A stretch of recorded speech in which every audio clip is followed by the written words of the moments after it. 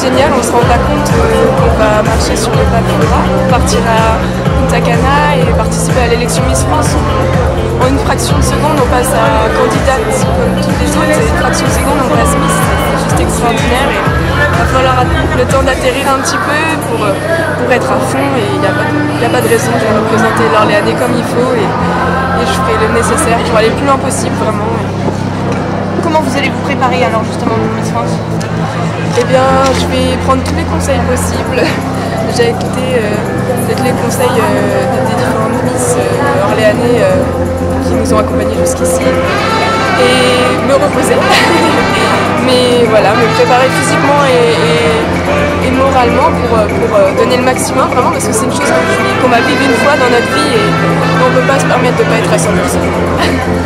Vous avez un avantage, c'est que c'est à la maison cette année. Oui, c'est vrai, j'ai de la chance, c'est à Orléans et c'est dans ma région et ça va être génial, il n'y a pas de raison.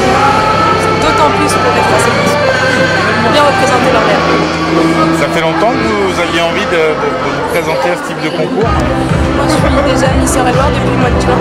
Donc après Miss Eure-et-Loire, généralement on suit un petit peu pour aller vers Miss Orléanais. Donc c'est Miss Eure-et-Loire en juin, Miss Orléanais en octobre. Donc c'est voilà, c'est que des belles surprises et c'est génial. Voilà, moi j'adore ce milieu-là. En étant Miss Eure-et-Loire, j'ai découvert quelque chose qui vraiment j'adorais aller sur des événements et j'adore aller sur des événements et donc être Miss Orléanais c'est juste génial. C'est le top. Vous disiez que vous vouliez profiter un petit peu pour faire parler d'associations, ce que vous aviez dit tout à l'heure. Oui, je suis en contact, j'ai même fait déjà deux, 3 choses avec la DOC au niveau des différents cancers, cancer du sein et colorectal, et la DOT au niveau du don d'organes, également le don du sang. J'ai des associations pour les maladies, entre guillemets, cas par cas, et je leur viens en aide comme je peux, et si je peux faire d'autres choses, je suis vraiment ouverte. Il n'y a pas de souci là-dessus, parce que c'est des causes auxquelles on ne porte pas forcément une importance, mais c'est vraiment des choses qu'il faut faire entendre, et donc voilà, super. Et professionnellement, vous vous destinez à quoi?